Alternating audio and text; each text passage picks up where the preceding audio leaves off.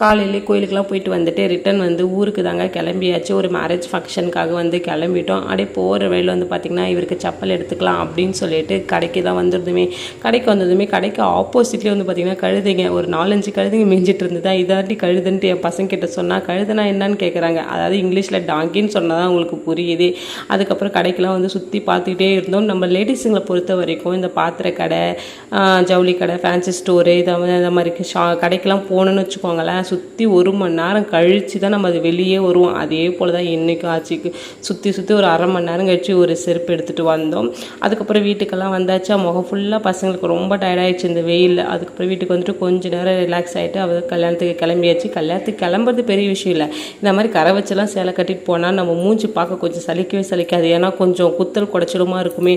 அதாவது நார்மல் சேரீ கூட கட்டிட்டு போயிடலாம் பழகி. இதை மாதிரி கரை வச்சு சேலை கட்டிட்டு போனால் எப்படா ரிட்டன் வீட்டுக்கு வருவோம் அப்படின்ற மாதிரி தான் இருக்குது. அங்கே போய் 4 வார்த்தை கூட நல்லா ஜாலியாக உட்காந்து பேச முடியல. மக்கள் மனுஷர்கிட்டலாம் எப்படா வீட்டுக்கு போகணும் அப்படின்னு தான் மைண்டில் வந்து தோணிக்கினே இருந்தது. அதுக்கப்புறம் மொய் கவர்லாம் கொடுத்துட்டு ஃபைனலாக சாப்பிட்டு கிளம்பியாச்சு.